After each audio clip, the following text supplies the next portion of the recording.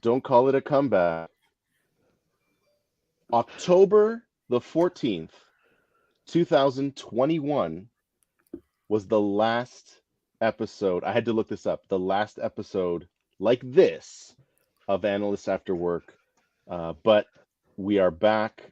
A lot's gone on in the last year plus. I am pleased to be joined by returning to the show, Jen, one of the infamous three Jens, and making his debut on the show, Imal. Welcome. Thanks for having me. Yeah, please. I think we tried to do something, and then it just. Anyways, I'm glad you could be on. This is amazing. I'm trying to get to my comments to see. There's we got Amy, we got Steve, we got Judy. I'm sure there were more people. Maybe there's more people out there. Maybe it's just the three of them. I don't know. What is going on, guys? We were having a lovely chat about weather earlier. We were, I'm in Minnesota, where we are currently scheduled, people, for thunder snow. Yeah. Really? Well, that's what we got yesterday, right, Vince? Did we have thunder snow? I thought we. I don't know. I'm stuck in my basement. Like I don't. I leave. It has like a little window. They never the whole thing. Yesterday morning it was like summer, and then yesterday afternoon it was like winter, and now it's back to summer again. So it is nice today. Yeah. Yeah, and so I have this theory that once you start talking about weather, like you've exhausted all conversation. I know, but it's also a good way to start. No, I know, but it's scary because he did. I know, Steve. We got to the reason. So the reason we were talking about it is because Jen and I are going to be in Orlando next week for the incomparable Amy Riddell's Project World Orlando stop. And Imal, you just came back from South America, right? Yeah, Chile. I just got back probably about 10 days ago. I got back. Yeah. So how is let's hear about that. And I know, sorry, before that, I'm seeing the comments because I do read the comments. Steve, we're skipping the drink question because you know what? It's optional. So if someone wants to share, this is the new. I brought it from the kitchen. All right, Jen. Sure. Okay, Imal, hold on. Jen, what? It's your Tweety Bird wine. Well, this bottle is funny on so many levels. So I was when I travel for work, I have a couple little traditions. One is I always look for a local yarn store because I'm a crafting geek, and when I've exhausted yarn stores or if I can't find them, I look for wineries. And I was in Statesboro, Georgia, right outside Statesboro, Georgia, is Butterduck's Winery. And I will say I should not go to wineries and do tastings alone because that can be problematic. But I did do a lovely flight, and I got this. It is a sweet. I have no idea how to say this word. Scuppernong wine, and I have my Tweety Bird. All right, totally true, right? But you have to appreciate. I'll put it over here by the mic. I could hear that. Yeah, you hear it tweeting. It actually makes noise. Yeah. So I was going to pour it in the kitchen, and it's 4:00 here. It's 4:04, and I'm done with work. So cheers. That's good. I didn't know if I should bring it up or not. I don't know. Is it optional because you're opting out this week, Vince? It's optional. No, I mean, I got my old Game of Thrones mug. It's got water in it. Got it. But no, go ahead. I haven't decided yet, but I've narrowed it down. I got 4 beers sitting in front of me, and I've narrowed it down to a Czech beer called Czechvar, one of my all-time personal favorites. I know that one. Yeah, if you're from the Czech Republic, please don't laugh because this is basically like the equivalent of their Budweiser, I think. So right. But I do like the beer, so I am going to admit that. And then I got this I got this Canuck Pale Ale, but I only bought it because there's a lumberjack on there. Like I'd keep the can forever. Yeah, right. And there's a hilarious story in the back here, but I won't read it for you guys. It's not appropriate for professional YouTube shows. Yeah, I think we start off with drinks. Of course, it's appropriate for a professional. Yeah, I mean, show. Like this YouTube show. I mean, come on, you guys. Whatever. Jen might like it, but I'm trying to take it in a more serious tone, Jen. I'm I promise to be good. So this is not just for fun and nonsense. we're gonna do some I bring the nonsense wherever I go, Vince. I bring the nonsense wherever I go. stuff. Fun, but let's make It's this what a happens, man. It's what happens. yeah. Cheers, And with folks. what Which one did you go for? Which one Oh, did you I decide? already cracked one open. I couldn't wait. It was the there check you go. fire. All There you right. Hit 5 So- o'clock, right on the clock. So it's funny you say that, it's like the Bud Light, because like we go to Spain with I have family, my wife's family is there, and they have tons of, I mean, Spanish beer is not good. Yeah. They have a beer called Mahou, and it's what you get when you go to McDonald's. Okay.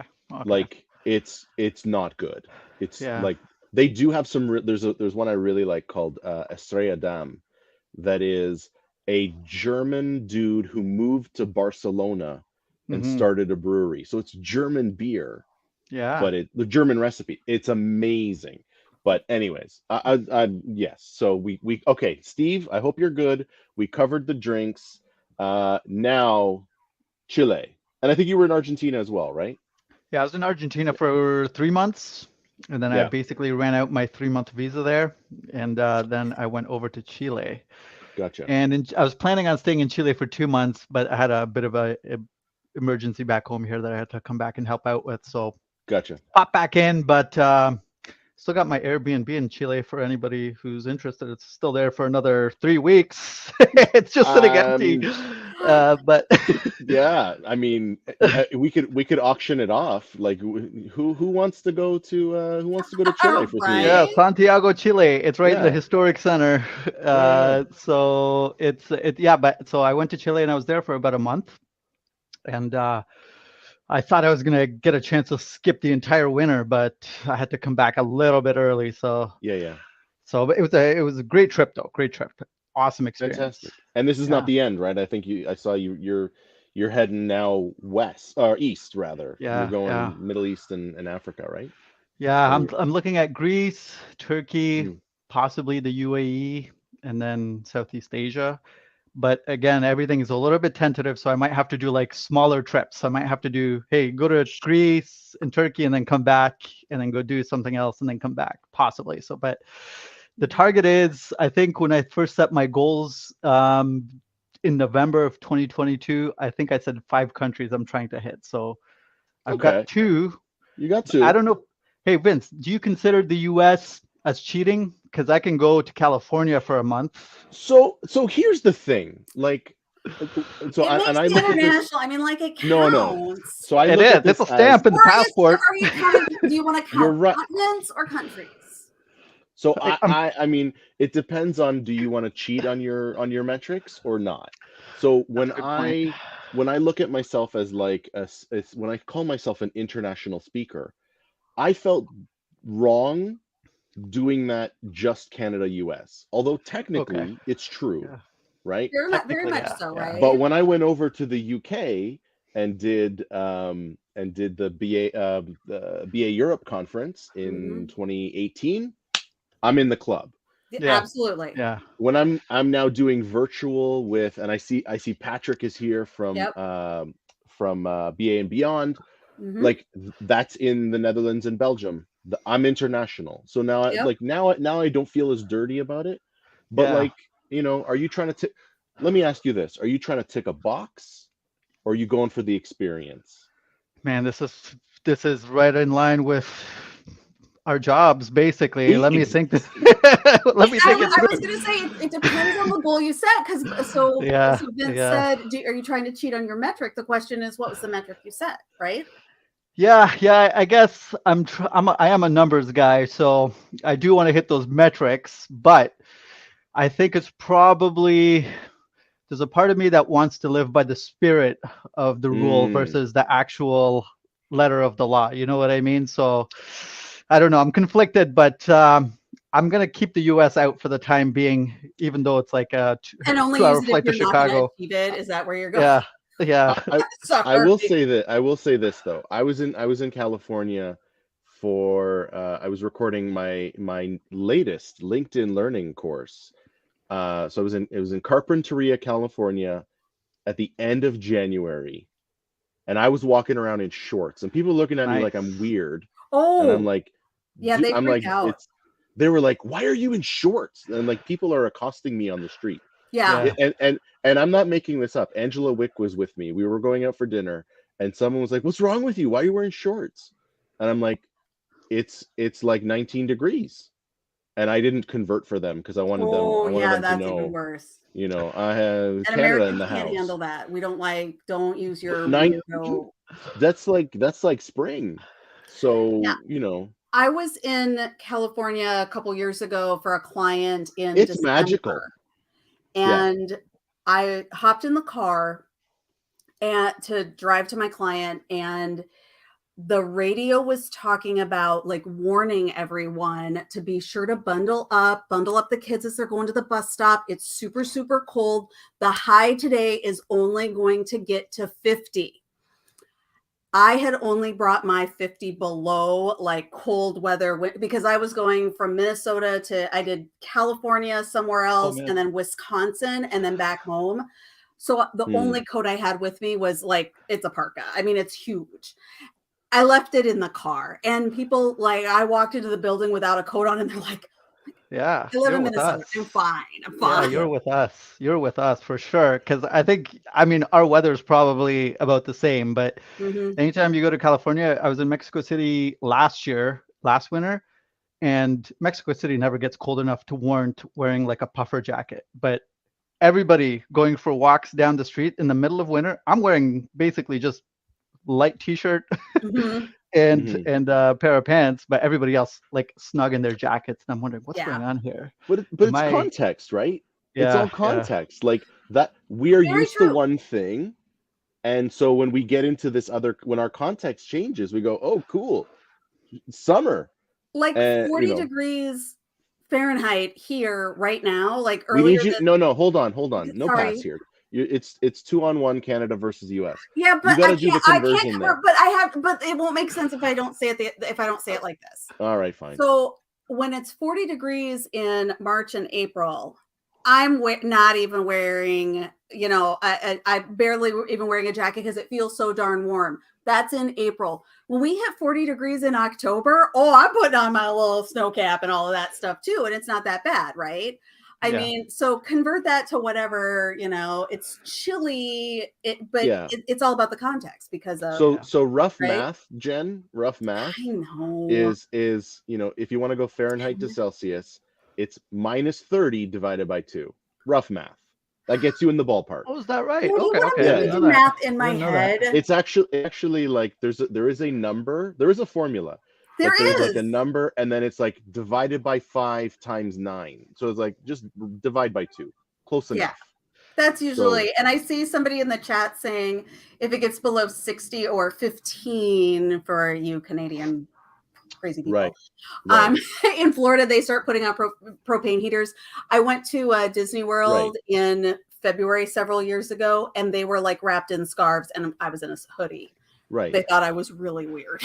But see then, so like now so Judy's here. Judy, hey, 30 degrees Fahrenheit, that's like -1. But Judy's in Nebraska. Judy's hot-blooded. I grew up in Nebraska, so let's be honest here. I mean, like, my mom always called Minnesota the tundra from like literally. You are north of us. You're north. Yeah, of I was gonna us. say Like, I'm further north than you guys. So yeah. So I got to do something about these graphics because like it's really blocking. That's not convenient. Let me just see if I can shift. Let's do that. Is that better? Yeah, that works. Woo! New StreamYard features, and I'm just trying to figure them out. So that works. Although I feel like my head's cut off. I'm gonna like do this. Yeah, I don't know what that is. Well, I have a banner. The banner's above my head. Well, let me turn that banner off then, Jen. Let me turn that off. I mean, I did my hair for y'all, so. No, I didn't even know it's there because my screen is cut off for some reason. Oh, interesting. This is not convenient. Anyways, this goes to show you practice before you present. Sometimes always, right? Always, because you never know. I was gonna say on that note, yesterday I took a massive amount of inspiration from the folks that run the Business Analyst Live show from IIBA.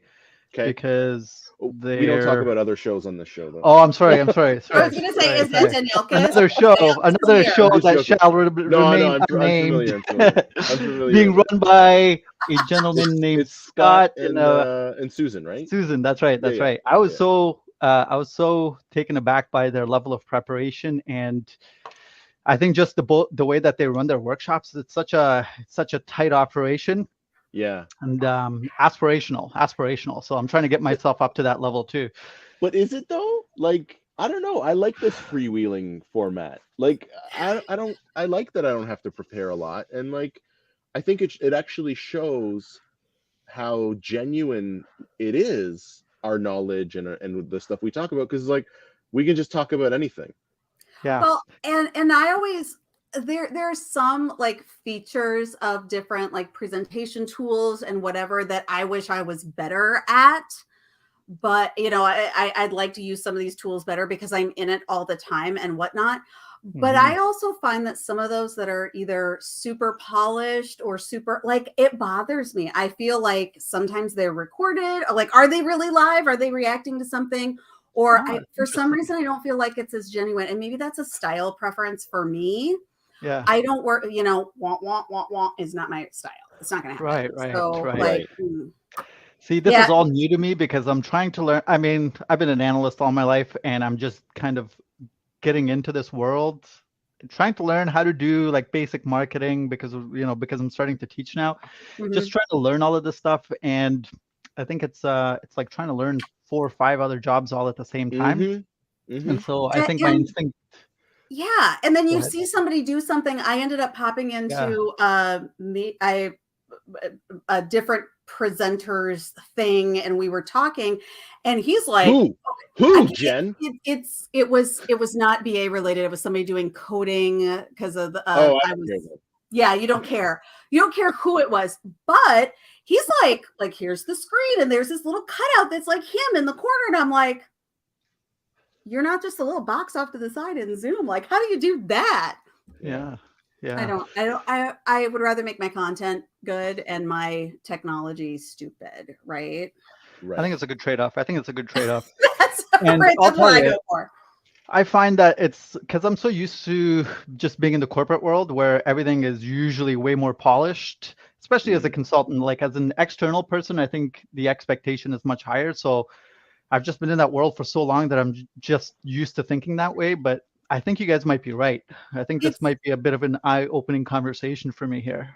Well, that's what this show's all about. It's about changing lives and making everyone better. The quote that Danielka's just, that Vince just popped up from Danielka. Yeah, I'll put it back. Like this reality of hello to Fabricio. Hey, Fabricio. I mean, like, hello.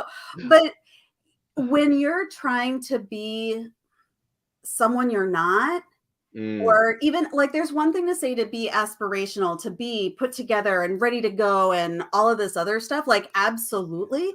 But the flip side to that is if you're not comfortable, that shows as well. Yep. And, I am absolutely like, put me in, I can wear the business suit and the pencil skirt and the heels and do myself all up and be very, very serious. Yeah. But I connect better with people when I'm my weirder full self. You know what? I think I might have to hire you guys for a therapy sessions because I'm the total opposite, but I think I need what you guys have because I'm this is free therapy. Because when I'm in I feel like I'm in my element when I'm like on a consulting engagement and I'm just kind of blasting through and trying to get work done. I feel like it feels very natural to me, but I think it's hard to. And it's been recently brought up to me that I think that a lot of my LinkedIn posts are maybe a little bit too factual. And so I think a lot of what you're saying here is probably going to start to rub off on me, hopefully a little bit more, because I think I like to get the facts out there, but I think there's this other element of it that it's I'm balance. not good at balancing. You can be factual and have fun. Like you can, it's not an either or. It's a both and. Yeah. Well, and I think it's the balancing act there, because I was actually writing a post today. So I took my we were talking about haircuts earlier, because I took my boys. Because this is a disaster. Well, and like, but I this is just what got you're my getting, hair, Orlando. This is what's coming to Orlando, right? So... And I just got mine redone. I got new sparkles put in. Like, I'm all excited, right? And my boys, I have been cutting their hair for a really, really long time, and they're at the point where they're in high school. Like, there are girls, yeah, and they don't want mom cutting they hair. Want style, and I'm like, I do not have this talent. I do not cut hair. I mean, I can make it work, but there you go, right? So I took my boys to a barber shop, like a men's, so it's specifically men's hair. It's called Gents, for heaven's sakes. Mm-hmm. So I'm sitting in there actually writing. So this isn't about the haircut. This is actually about the factual and the posts and whatnot. So I'm sitting there on my phone writing some article stuff, because I came up with an idea while I was driving and talking to my son. And I started realizing it was coming out like one of those really irritating blog posts from a food blogger.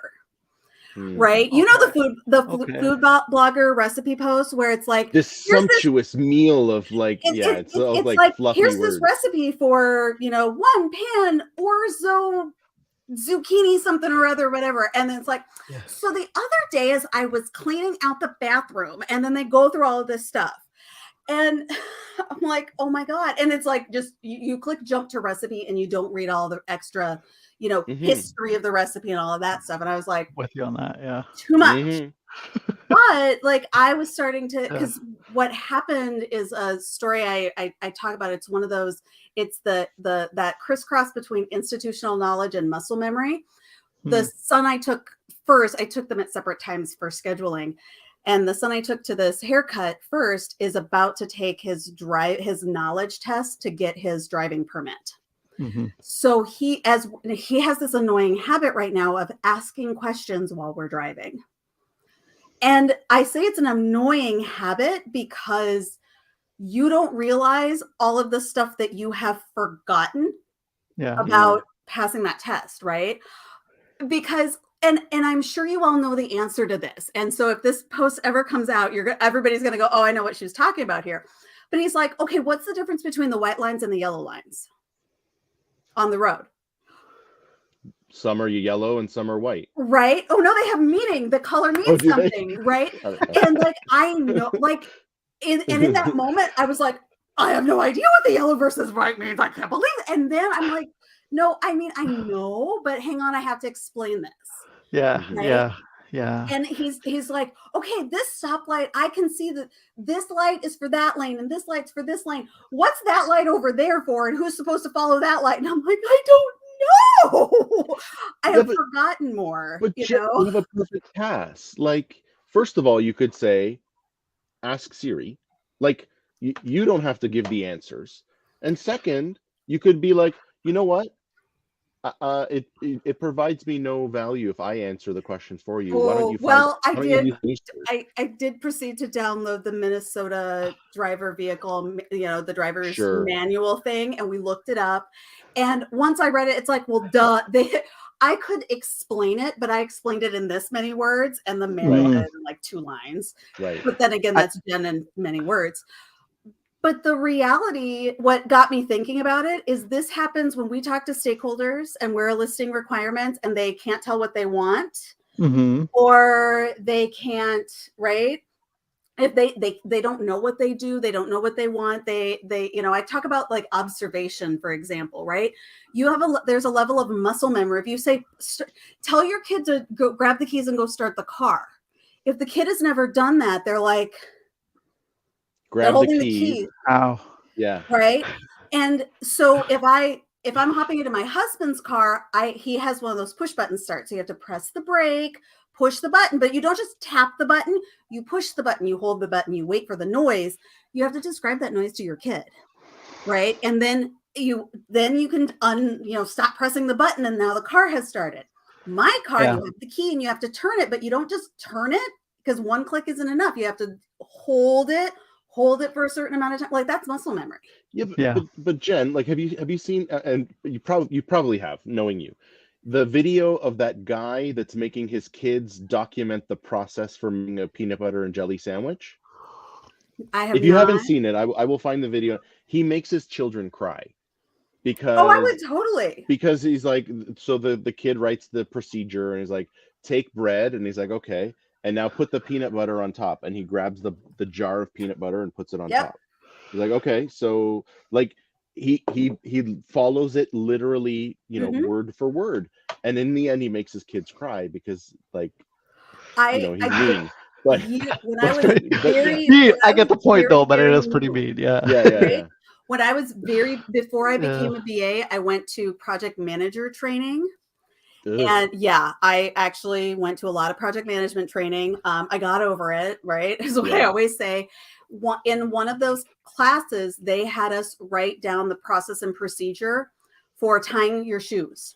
And it was a 2-day class. And on one day, we had to write the process down for tying, explaining to someone how to tie shoes. And then the next day, they said, please wear shoes that tie tomorrow. And you're going to exchange instructions and follow somebody else's instructions to tie shoes. No one could tie their shoes the next day. Not a single person in the room successfully tied their own shoes following the process. That's how hard it is, right? To write a good procedure and when if you can't do it for a peanut butter sandwich, try doing it for, I'm going to say, an unnamed enterprise class piece of software that is completely not intuitive at all. So it's I think that and it's interesting you guys bring this up, because this is one of the areas of analysis that is always kind of shoved onto the back burner in exchange for actually building the software product. And so a lot of these change management activities and everything else really, I've been on projects where change management is just completely, I don't want to say non-existent, but non-existent essentially. Is that the attitude is, hey, we just need to get the product out the door. We'll just worry about everything else later. So in those environments, even, you don't even get a chance to write that procedure. So it's good luck to them. Or there are things that you do because you've always done it that way. And that's where I went back into the institutional knowledge stuff, because I was having a little war with myself as I was sitting, watching my son get his haircut. Is it institutional knowledge? Is it because that's the knowledge, the experience, the data, and all of that? At some point, I had to take a driving test as well. I had to take that written test. When I moved to Minnesota, I looked at the handbook to see if there's anything different. When I got my Minnesota test, I don't even remember what I had to do because it was so long ago now, but like I still had to do some sort of test, right? And I've been driving for a really long time now, so I don't think about 90% of the things that are happening when I'm driving. I don't think about it. Now I need to talk about it. Like that's how we're preparing him for, we've been doing this for a few months, and we did it with the other kids as well. Okay, it's snowing right now. So you see how we've extended our following distance, and we're talking about all of these things. And then he starts asking questions, and like, I could not tell you. I have no, like, that's all stressful. of a sudden, That is so stressful. But that is like, it is muscle memory. Like, you have, can you imagine? So I talk in one of my talks, and I'm actually putting together a new workshop on career planning right now that's making its debut at Project World Toronto in May. But one of the things that I talk about is like your own cognitive biases, and we all have these like, whether you want to call them like a heuristic or a defense mechanism, whatever you want to call it, muscle memory. It's the stuff that like you do by muscle memory, because it's like, if you had to think about the process every time I wanted to pick up a glass of water, and like it would be exhausting. So it's just, you drive, and how often have it's fight maybe or don't flight admit as this, well. It's like evolution, right? I mean, if you're walking through a forest and you hear, you're on a little walk with your family, you're on a hike, and you hear a twig snap. I go like that. There's a moment that you're like, is it a bear? And you might be somewhere where there are no bears, but you still, like, that is part of, okay, wait, survival mode, right? So there's this whole, I like how we're trying to decide what to call it. There's cultural literacy. I love Steve, unconscious competence. Absolutely. It is unaccomplished. Steve Absolutely. is bang on. It is. I mean, Andrew's right too. It is like, it's cultural literacy and just cognitive literacy, but it is unconscious competence. I know what I'm doing. But so you go to the It's a Bear, because I'm like, and this might be dating myself, I go, it's the Blair Witch. No, I mean, I don't watch. Let me ask you guys this question. I never would have watched Blair Witch, so I don't go there. I go to Wild Animal. It was terrifying at the time, but now looking back, it's like, it was actually pretty stupid. There are a lot of things, if you look back, you're like, like Tremors. Like Tremors was like that. I was so scared of that movie. I was afraid to walk on the ground. I was afraid to get on the first floor of my house that I lived in for like a week straight after watching that movie. I don't watch movies like that anyways. I am not one of those horror people. Not going to do it. No. Yeah. Let me ask you guys this question. I think it's an interesting point that you brought up about bias. Like, how do you get rid of your own bias? Because this question came up in class that we had, I think 2 weeks ago, where one of our students asked, how do you stop yourself from introducing your own bias into the process? And in my mind, bias and experience are two sides of the same coin. You have to be biased towards certain ways of doing things and certain I want to say, I guess, certain practices and certain types of solutions to kind of push things in the right direction. I've always seen those two things as intertwined. And so I never think of bias as bias. I always think to myself that I've developed these biases through my experience, but it's through the experience of having done things the wrong way and having chosen these things as part of my set of biases now, right? So I don't know. What do you guys think about that? Yeah, so that's fair. Yeah. And I'm like literally working on this right now. I'm not going to bring up the slides because, whatever. But like, I'm literally like thinking through this right now. I think, no, they're good slides. Jen, you know my slide. I know. Bye, Philip. Thanks. Good night. So here's my take. Yeah. I think everyone has bias. And the first step in actually overcoming the bias is acknowledging that you have biases. That's exactly what I was going to say. You have to know the thing that is and I call out in the workshop, like this is actually the hardest part, is building this self-awareness. The important part is that you don't let your own biases influence the outcome.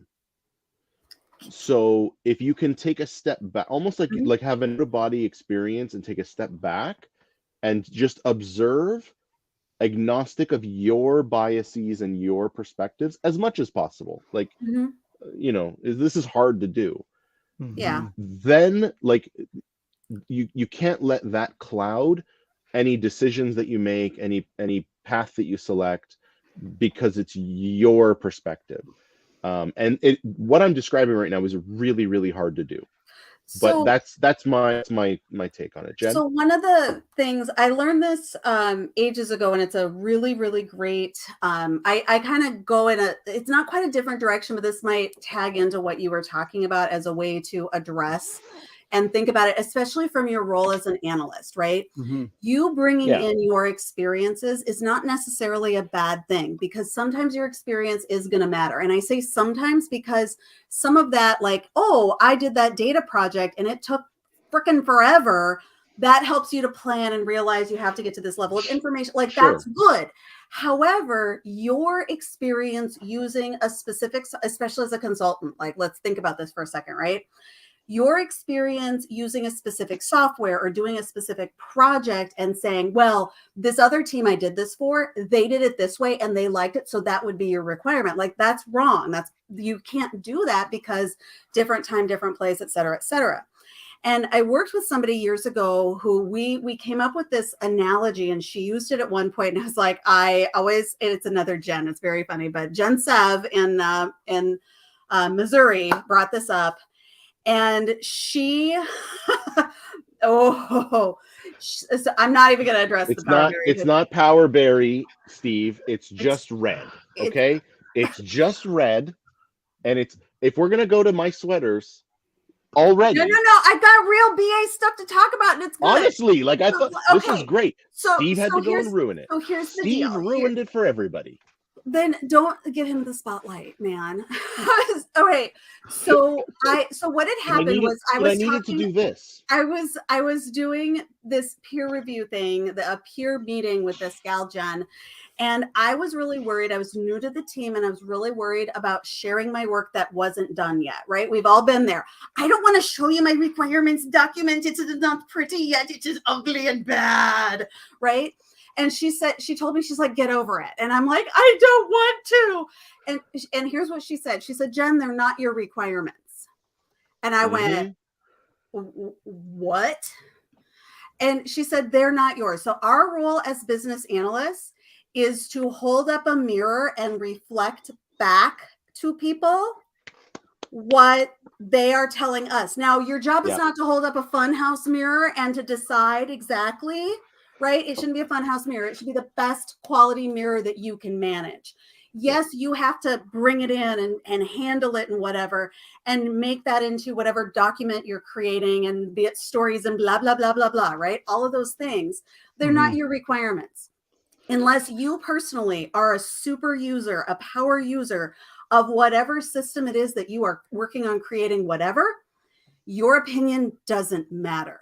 And that is hard to hear, and it's hard to internalize. I want to challenge you both on this. Right? Because I'll tell you, I want to challenge you both on this. He's because, like, woo!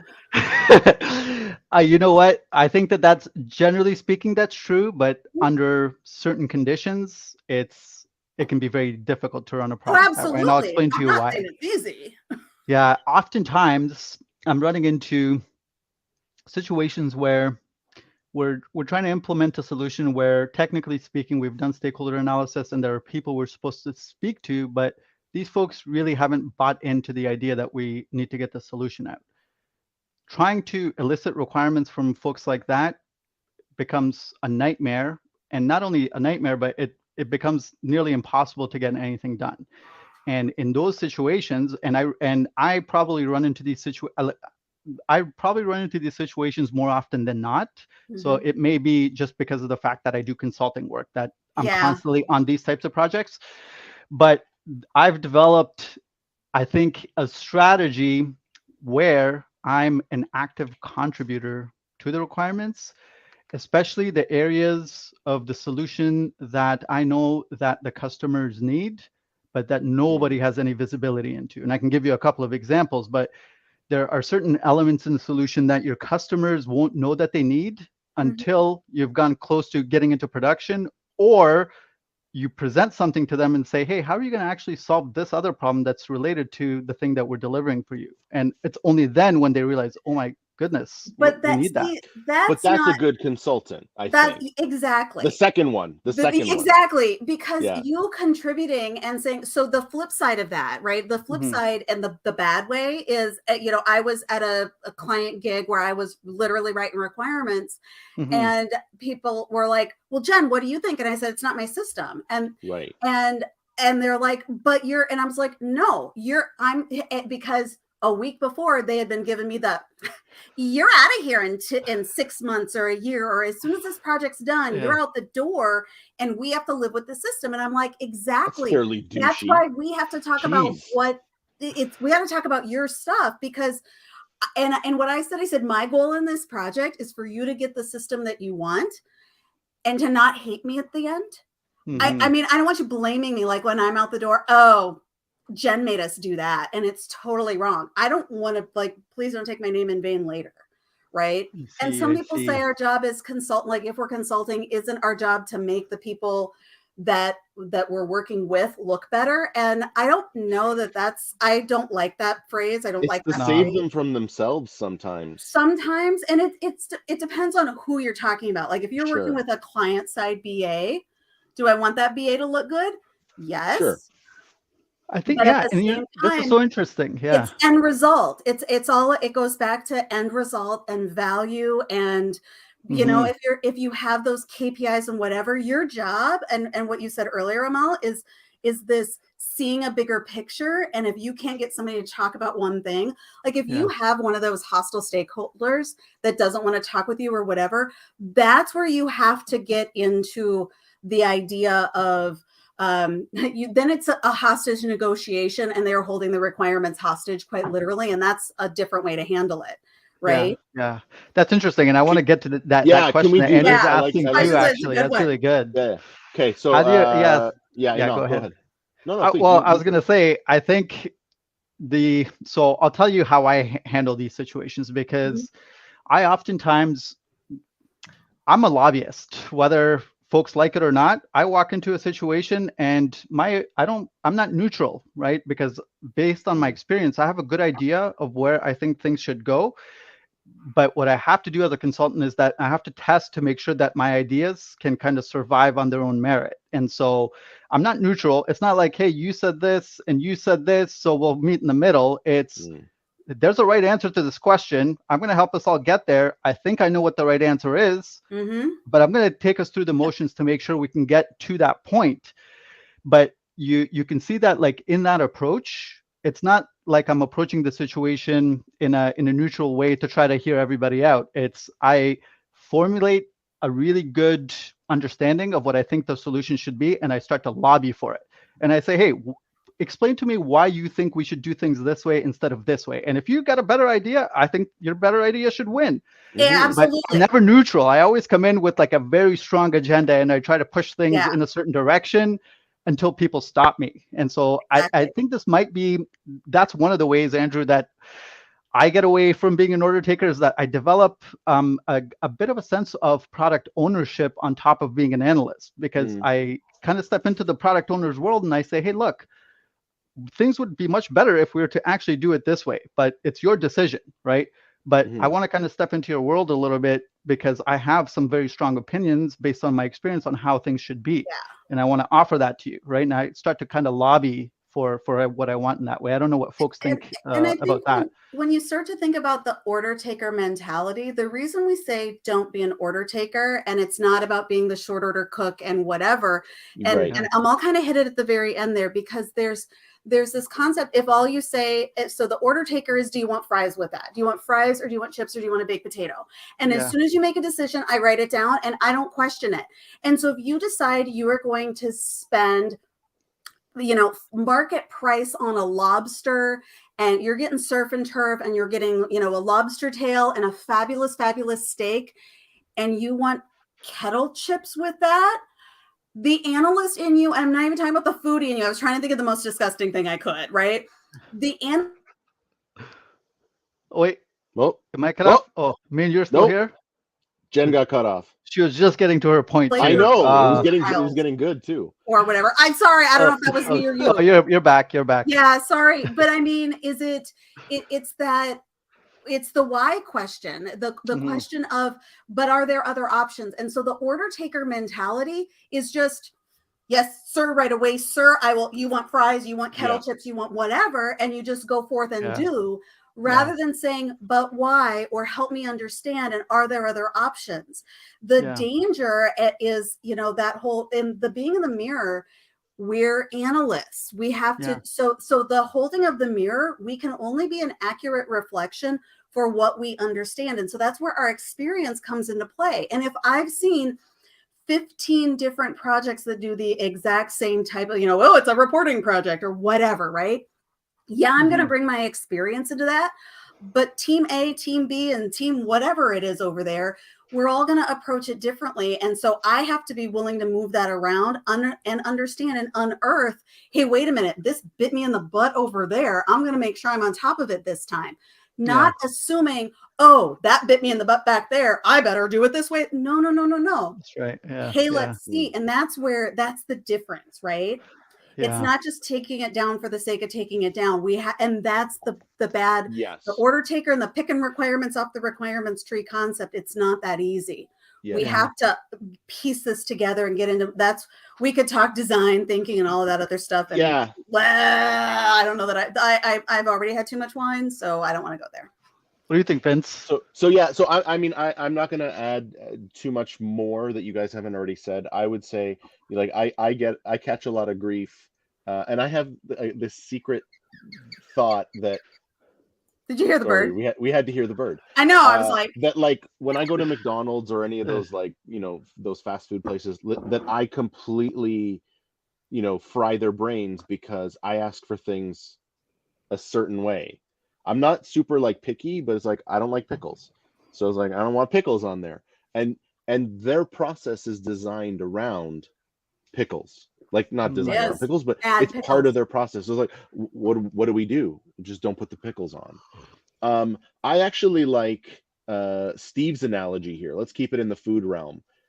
Be a sommelier, right? The sommelier doesn't recommend a wine to you until he or she knows what you're going to be pairing it with. Yeah. So I'm having pizza. Well, then I would recommend a light Cab Franc, and like they're gonna make recommendations. Are you based sure on... you want wine with your pizza? Because I don't think you do. Well, I mean, Right? I'm sorry. that's also part of analysis. That's a huge right? thing in Argentina, by the way. Wine and pizza go Is it? together Okay. way No, better it than does. I ever It does, expected. but Yeah. Well, but and like a actually, Shiraz, I like a don't drink Shiraz, like a beer, light, so like you a know. really light wine.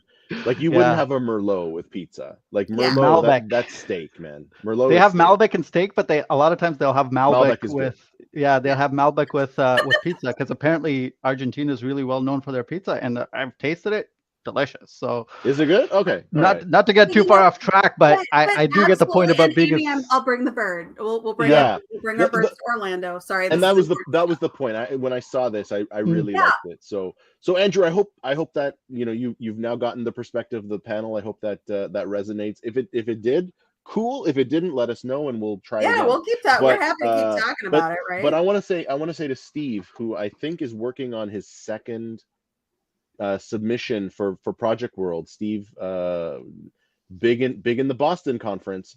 This one might be a one to do, dude. Like, be the sommelier. I think this is your second. This is maybe a keynote, Steve. I'm trying to get you on that keynote stage, but not before me. I'm first. That's such a good I think that sommelier analogy is really good because of the fact that especially when you're looking at off-the-shelf implementations, because you really have like a ready-made product that you can recommend. And if you're really an objective, trusted advisor, you're really going to listen to your clients instead of, the winery that's paying you the biggest commissions. You're going to look out for the best interest of the person who you're giving a recommendation to. I think that's a great talk right there. I'm like, hopefully it happens. Situation, right? Steve, make it happen. Because that's where it's the sommelier and the idea of pairing with what you're eating. Yeah. Okay, great. But like and if any of you who know me, I say this all the time. I don't like red wines. I don't like the heavy tannin. I don't like really dry wines. I edge to fruity and sweeter. And so if somebody tells me like the concept of a cab, I'm like, I don't want it. Right. You're like a rosé or a nice white I am, zin or something. but I keep saying I want the whole Riesling. Like I keep saying I want to find my gateway red that'll get me into drinking more red. So if anybody has, we might have to do like a wine tasting at one of these. Amy, let's do a wine party at one of these where we can, everybody bring a bottle and we'll do one of the blind tastings kind of thing. And but it's that kind of deal, because a good sommelier will know, okay, yes, you're having the fish, you should go with something white. And they say dry. And I go, ooh, I don't really want dry. They're going to have another idea. And that's where we come in again as analysts. Okay, let's figure out if there are other options. And sometimes there won't be another option. You've got a technical constraint or whatever else. And then we have to figure out how to break the bad news that, sorry, you have to do something you don't want to do. Right. That's right. Sure. That's right. And, you might have to mix in some orange juice with that wine to get it to what it needs to be. But I mean, hey, that's a workaround, right? And you can't get it out of the box. You can't get it out of the box, and you got to have to start doing some workarounds. So I hope that this talk actually happens now. I know. Like, Steve, we're gonna work on this, buddy. For this, like, let's make this happen. Steve, call us. Steve, we're gonna make this happen. I'm gonna work with you. No, and earlier he put up, because it was a running joke on the show the last time it was done, like was how long I had my Aperol for, because we tried to make the IIBA official drink, elicitation, I think it was called, or something. Anyways, whatever. And it had Aperol, and I did not have another use for Aperol, and so I, yeah. Anyways, It just Steve, sat there's there, something here. There's something here, Steve. Let's Mhm. talk. Let's talk. It's As another long as the great three of analogy. us get create contributor credit. I'll Yeah. save this one to get my creativity going for the next one. There This we go. and I think Jen, I think you might actually like the description on this, Jen. So if you want, I'll read it to you offline. All right. We'll have It's to pretty hear it. funny. It is pretty funny. Uh, Yeah. Yeah. So it looks like they had a wine tasting at the Balkans event in ah, Slovenia. BA Balkans, I'm right here. So Hello. I don't know. Yeah. well, no, wait, hold on. I'm right here. BA Balkan chapter. I'm right here for you. So uh, what's up? Slovenia, and I've heard Croatia's got really nice wine I've too. been So pouting. I've been I'm not a pouting. huge, yeah, I'm not a huge wine drinker, but I've heard Croatia's got their fair share of good wine I've down heard that there. as well, You but know, Yeah. are you going to Belgium, Vince? There's a beer fest finishing up, like depending on when you're like the day I I'm arrive is like the last day of the beer festival. yeah. And I don't drink beer, I'm but still Dell does. undecided, but it's probably going to be a no. It's already a busy May, so I am traveling basically every week in May. So am I. Wow. Yeah, so I'm in Vegas for BBC. I'm at Project World Toronto. Then there was BA and Beyond, and then the week after, I've got a keynote booked in Orange County. So I'm like going to California for 24 hours, like 30 hours, whatever. Like Yeah. it's gonna be sort of whirlwind. So I was already traveling too much. It's taking a lot of time away from work, which is really good, and it's one of those things that has changed since Hmm. the last show on October 14th, 2021. But yeah, so I'm still kind of hopeful, but I'm getting close to giving up hope that at this point I'm probably just gonna have to give in. And you know what? I also get it. Like I can't Yeah. really. It's hard to be an employee who's never there.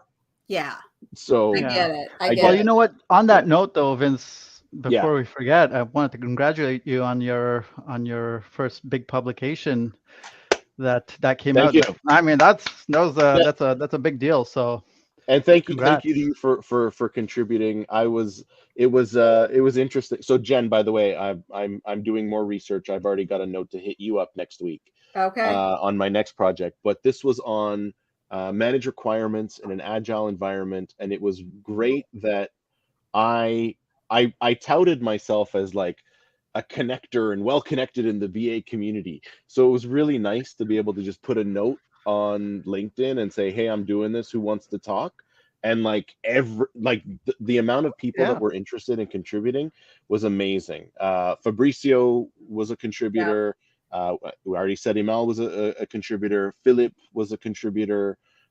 Rachel from Wisconsin was a contributor. Paula Bell, Ryan Folster, Angela Wick, Ryland, like the who's who of our profession. So, and I'm sure I forgot to anybody Steve Jones. Steve Jones was a contributor. How can I forget Steve? I think that was it. Actually, I think there was 8 contributors. So like it was really Yeah. it was a great experience. I Here, let's connect some dots. I went into that saying agile needs to go away because business analysis is being sacrificed at the altar of agile. I actually said that. Mm, yeah. And as I was having conversations with you guys, my thinking shifted, and it's like, well, it's actually not about agile, and they're in the end, the tagline is agile and requirements are complementary, they're not competitors.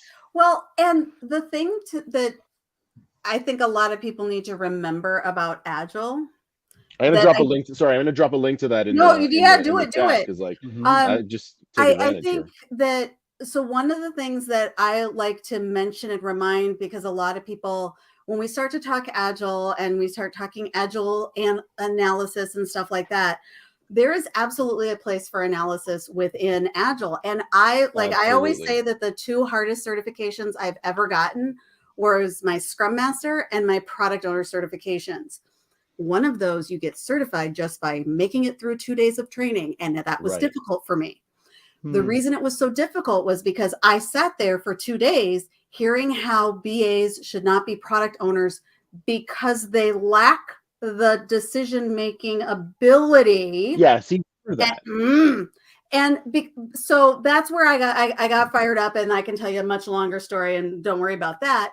But the thing that's a big deal here is to remember that the people who signed the Agile Manifesto, first of all, bunch of guys.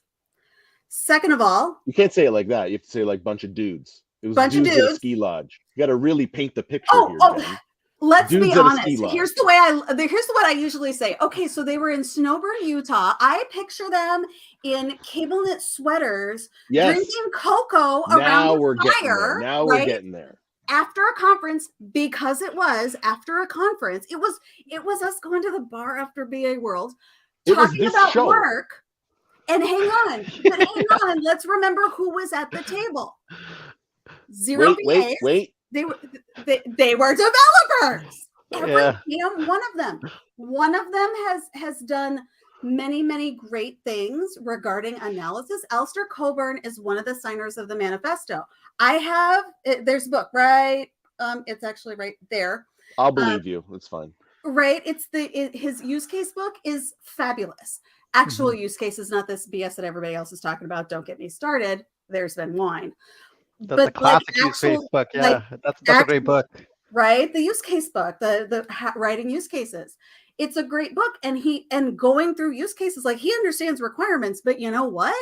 When they said, "Hey, we don't want documentation," because what developer wants to read any kind of requirements document? Exactly. Yeah, exactly. And I think there's a lot. Yeah, I think there's a lot of dogmatic personalities on this subject, and I never really. I don't.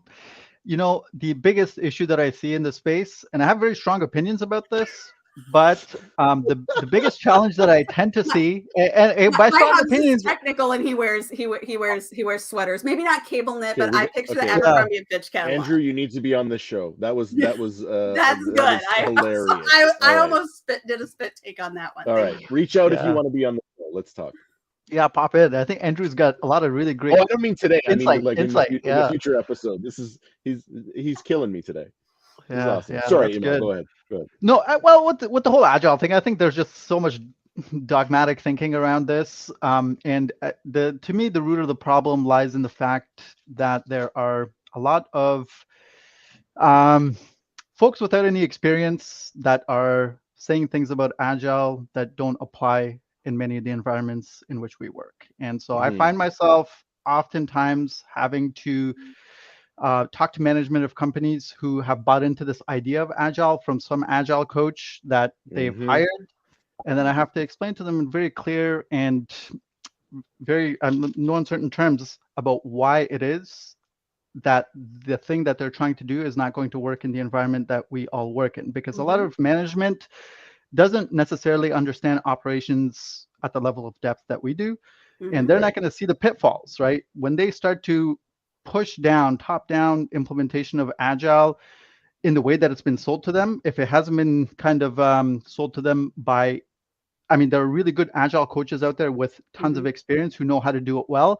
The problem is that there is this massive other group of Agile coaches out there who have no experience. They've read a couple of books and they know how to sell well to management. And throughout my consulting work, I'm constantly running into senior managers, leadership, and I'm having to explain to them what is going to happen and challenge them to say, explain to me why you think your organization is capable of operating in that way. Right? Explain that to me, because number one, you guys I don't mean to knock the team, but you guys are not like Olympic level software developers here, right? We're not the cream of the crop here. We're not paying our developers $250,000 to $500,000 a year. So why are we asking them to swim at the same level as Michael Phelps? Explain that to me. because when you try to implement Agile in the way that you're doing it, that's essentially what you're asking your team to do. Absolutely. And Yeah. nobody's equipped to do this. Not only that, you're not a software development company. You are a manufacturing company who has to do software development to keep your core operations running. So you trying to become a software company at the same time is not a right fit. I'm not sure why you've purchased this methodology, but Because let's they kind think of it's talk it through and adjust it, faster. right? They So think it's going to be Yeah. faster, and they think it's going to that's how be it gets great. sold. And I mean, like, even and Jen Bedell said, when I said, the Who? BAPO thing, yeah, Who? that other Jen, I don't know, she says stuff every once in a while. Oh, the Sorry. other Jen. The other I Jen. love you, Yes, Jen. I love yes. you. And Yeah. I'm sure she's laughing, right? So part of the She's reason gonna that I slap me think this next week. whole product owner analyst thing became it was such an issue in the courses that I took. What I ended up coming away from it with, it really goes back to the order taker mentality. And it's exactly what Amal was just saying. So if you have VAs who are order takers and who are, do you remember, and have you ever been in a situation where a developer says, oh, hey, VA person, can you please write down this requirement that this has to be coded in this particular way and it has to be done on an Oracle framework? Now, if you say, okay, you are now an order taker. Because like, why? And because let me say, like, is Oracle doing this in Oracle a constraint because we're an Oracle shop? Maybe, but you would know that, right? Yeah. But if it's, oh, it has to be done this way, you're trying to get me to write a requirement so you can design it the way that you want me to, the way you want to design it. But back to bias. Right? Yeah. It's a bias. It goes right That's back a negative bias. Yeah, into for that, sure. right? That's a negative bias. Yeah. But not from the developer's perspective. So what Right. these analysts, what's happened in this, so this conversation around product owners in Scrum specifically are identified as the one and only one decision maker. And then when teams go, well, I don't have, well, why would we let the BA make decisions? Oh my God. Like they're clutching their pearls and fanning themselves because they can't imagine. And there was a woman in this class with me. She's like, BAs don't have the ability to make decisions at that level. I very nearly stabbed her with a pen. I was very upset. This woman has had the gall to ask me for references on LinkedIn and other areas as well. And I just politely say, no. Yeah. Because I'm sorry, I've never worked with you, right? Right. But it's like, what kind of BAs are there out there? And so if you get away, if you're doing true analysis, you're doing the actual work. Yeah. Sometimes, I mean, let's be honest, Amal, we know, and Vince too, and everybody else, we know some of the decisions before the people get there. Yes. We just, that's the whole point of lobbying for stuff that I want is exactly that, is that I want things to work in this way. We need to test the ideas. I think I already know the answer, but we need to test it, right?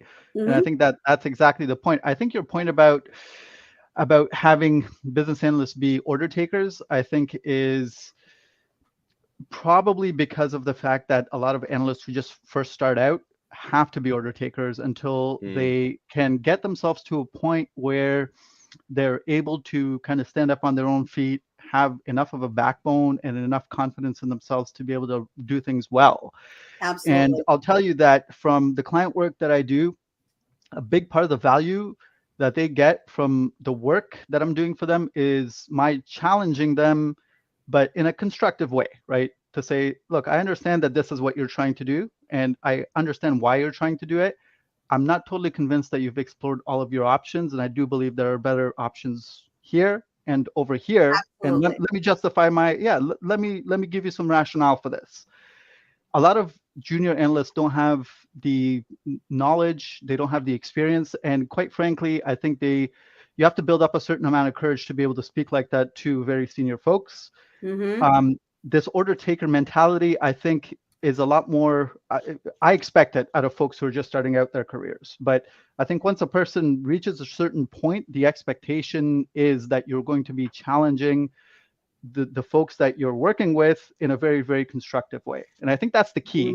It is. And so, I think it's understanding the why behind everything. Why is so central, and we can say that a million times. And Simon Sinek says start with why, but it's really easy to not do that. And to talk about, I'm as you were talking, I started thinking about a project I was on, where we were doing a system replacement. We were talking about a specific process, and we said, okay, so what's the process look like today? And so we wrote down what that process was, and then it got handed off away from me to somebody else who started writing the requirements, and then do this, and then do this, and then do this, and then it went to it was a vendor that was doing the work, and they said, this makes no sense. What's the reason for doing this? And once they said that, they're like, oh, you can like skip 7 of these steps and just do this one thing, and you're doing the same thing. And everyone was like, oh, what? Yeah. Because it goes back to, why are you doing that? Right. Absolutely. Folks, we were concerned that we weren't going to use the full hour. We didn't even get there are things we didn't even talk about too. We are now an hour already. Wow. But let's leave them wanting more, Jen. Like, let's give them a reason to come back for the next episode. Yeah, but I'm not gonna. I mean, are you gonna invite me? No, you won't be. You know, after I get I'm getting after today, you'll never be invited back again. This is the end of.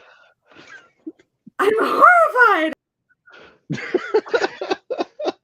To me. That's so mean, Vince. So mean to me. This is how he maintains control of the agenda, guys. It's said with love. Let's be honest, right? I do want to say it's been a long time since we've done this. A lot has changed since then. I really missed doing this, and it was one of those, like, I just got to get over the hump of just. Because I still have it in my bio, the host of Analysts After Work, and I'm like, it felt weird because I haven't done this in over a year. So I'm really.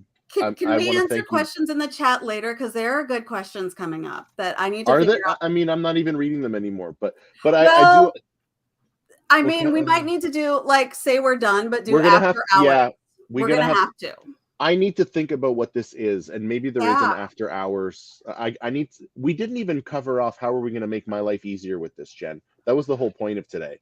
Yeah, you guys, we didn't even do that. We were totally planning on how to fix. I thought this was a therapy session for me. What happened to that? It ended up being a bunch of things. We actually ended up just having a really good conversation. We've got a couple of really good.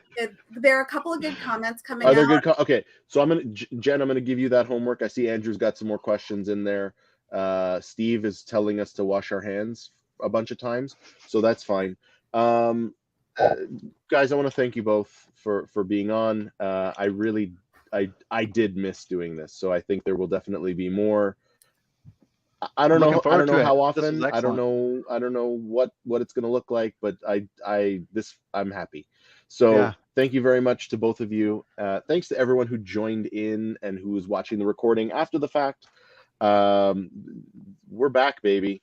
Find us. I'll say find any of us on, like, LinkedIn or whatever. If you're watching the recording later and you have a question or you want to, know more about the Tweety Bird wine stopper. I don't know, like anything, like, reach out to us. We're happy to chat. All of us. I will speak to the other guys.